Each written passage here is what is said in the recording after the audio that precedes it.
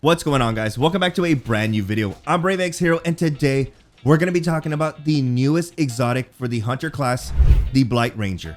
Now, this exotic was just released in the newest Destiny 2 expansion, the Witch Queen. In today's video, we're going to be talking about how you can acquire this exotic, how you can utilize this exotic in PvP and PvE, and is it worth using? All I ask is that if you're new to the channel and you enjoy the content, hit that subscribe button and don't forget to turn on all notifications. But with that, let's get into the video. Now, the Blight Ranger is the newest exotic helmet for the hunter class. This comes with the exotic perk Voltaic Mirror. Attacks you redirect with your arc staff deal massively increased damage and generate orbs of power for your allies. All right, let's break that down into two sections. How much damage increase am I getting, and how will I be generating orbs of power for my allies?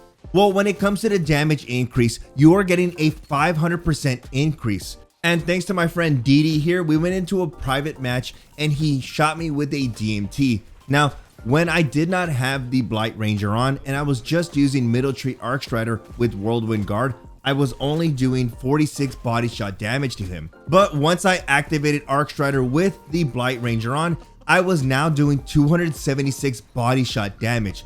Guys, that's 276 body shot. That's not even a critical shot. Now let's get into the orbs of power generation. How many orbs of power do you generate? Well, when you're not utilizing the Blight Ranger and you're just utilizing Middle Tree Arcstrider, when you're blocking, you don't generate any orbs. When utilizing Blight Ranger, when you block, you will generate orbs per damage. As you can tell, when I start taking damage from an LMG, I drop 4 orbs on the ground. Now, something to keep in mind is that you're capped at 5 orbs. You can only generate 5 orbs of power for your team, and that's per super activation. Now, another thing to keep in mind is that it's not the total damage you take, it's how often you take damage. When I had my enemy here shoot me with a rocket, I was only able to generate 1 orb of power. When I had my enemy shoot me with an LMG, I was able to generate 4 orbs of power because of how often I was taking damage, not the amount of damage. Now, how should we optimize this for PvP?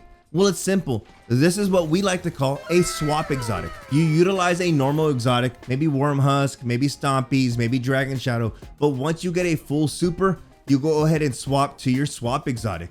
Arcstrider hunters have a few swap exotics.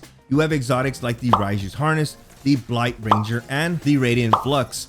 All of these can be swapped whenever you have a super and only benefit you when you have a full super. So the final question, is this a viable exotic? Well, yes and no. When it comes to game modes that are more competitive, like trials and survival, Raiju's Harness will always be number 1.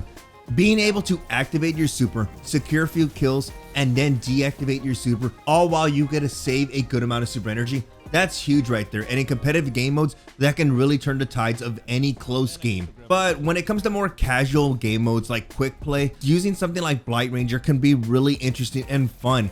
When you activate your super and you start activating Whirlwind Guard, what normally happens? Well, players will either run away from you or they'll start shooting you. And if they start shooting you, you'll be able to reflect that damage with a 500% damage increase. On one final note, like most supers in Destiny, when you die in your super, you lose your super.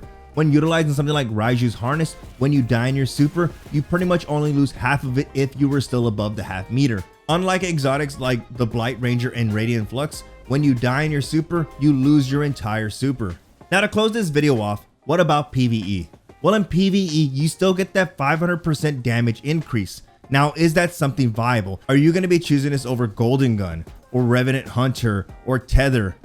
Probably not. The 500% damage increase is nice, but it isn't a viable option for boss DPS. It's good if you want to drop a few orbs for your teammates, maybe you're taking damage, but for the most part, as for boss DPS, it's not worth it. Overall, for PvP, I believe this is going to fall in the B tier category.